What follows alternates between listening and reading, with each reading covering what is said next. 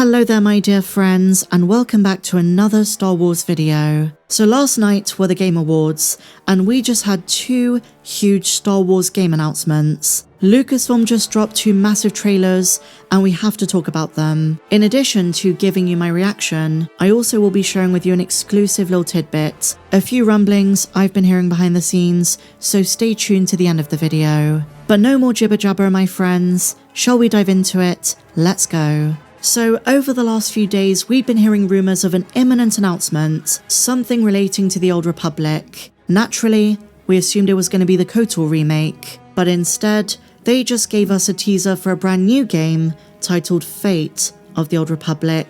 And one of the many reasons this is such a big deal, which I'll get to in just a moment, is that this is a canon Old Republic game. That's right, I've seen a lot of comments, a lot of questions, is this going to be Legends or is it going to be canon? Well, considering the website is linked to Disney.com, and given some of the things that Casey Hudson says in the interview, it's pretty safe to assume this is a canon Old Republic entry. And that could bring with it lots of the fan favourite baggage from the non-canon games, some of the Sith, some of the Jedi, and in terms of future content, if they make tie-in comics or books, or maybe a TV show, that fact alone could be a game changer. Another big question fans have is this going to be KOTOR 3? Not officially, not in terms of continuity, but it does take place at the end of the Old Republic, and the creator Casey Hudson says it's a spiritual successor to the first two games. And can I just say how exciting it is to have the director of the original KOTOR game back? Casey Hudson, who launched his own studio, Arkanaut. This is a great day. Now let's get into some of the specifics. So there are two major details from the trailer which I think a lot of fans are sleeping on. The first is the ship of the protagonist, a mysterious female Jedi who at the end of the era discovers a very familiar ship.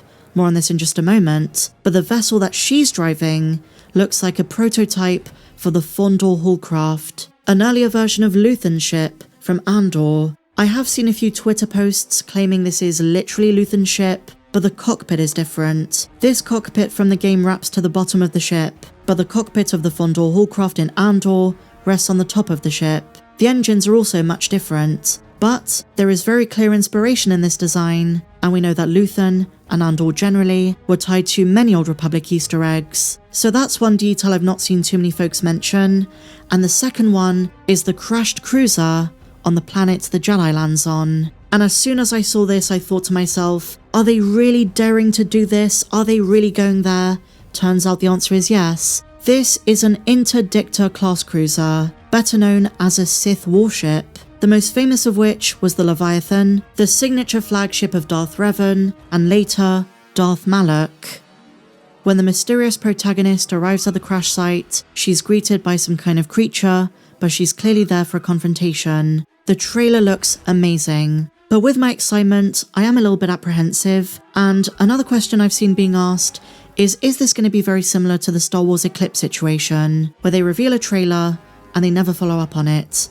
We never get any gameplay footage, and it just becomes something of a forgotten, announced game. Honestly, I hope they're actively developing this. I hope we don't have to wait 10 years, but it should be mentioned, at the end of the article on Star Wars' website, they do say, Fate of the Old Republic is in very early development. So don't expect this anytime soon. That's the only downside to this. The uncertainty of a release date, the uncertainty of if it's ever going to be fully developed, and I think that's why Star Wars fans are worried.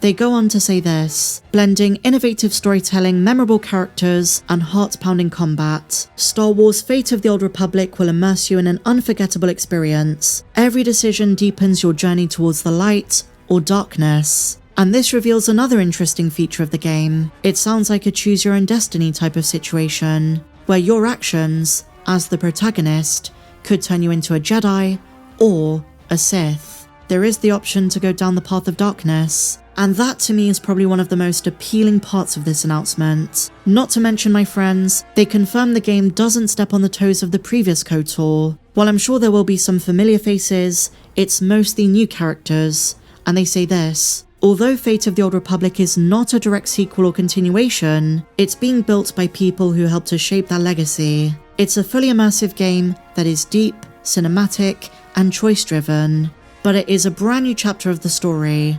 And I was just thinking, Considering this is right at the end of the Old Republic, could we see someone like Tarre Vizsla?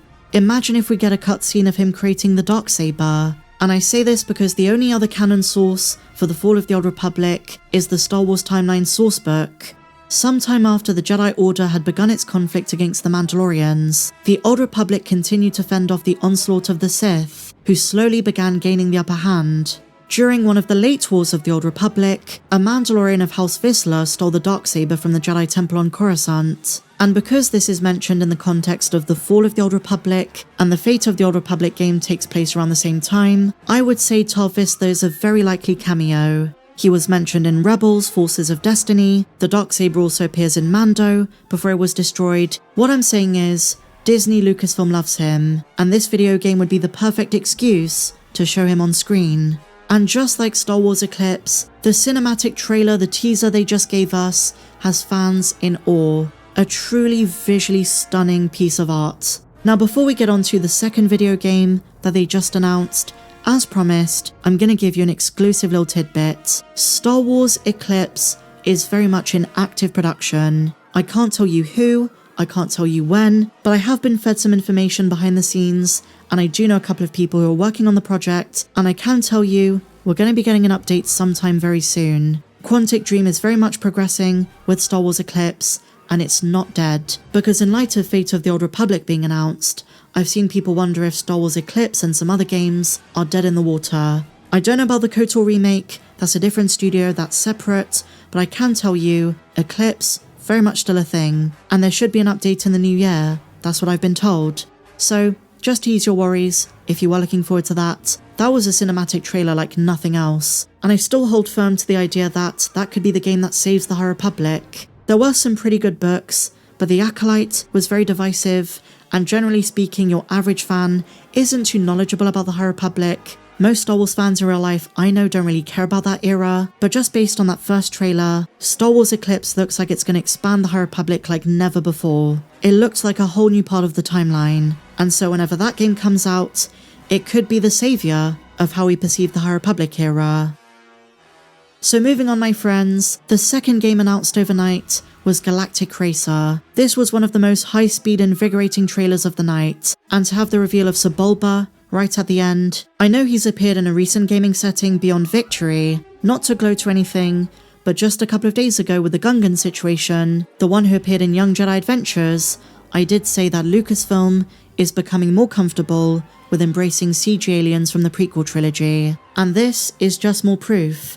Sebulba, with a beard. And there's been a bit of confusion as to the setting of the game. It takes place after the Empire's fallen, after the Battle of Jakku, which is a location we're returning to in this game, and the protagonist, Shade, talks about the fact the Empire banned pod racing, but now that they're gone, it's back, and it's back in a very big way. We're talking high-speed, dangerous racing, and StarWars.com confirms Sebulba has survived all of this time.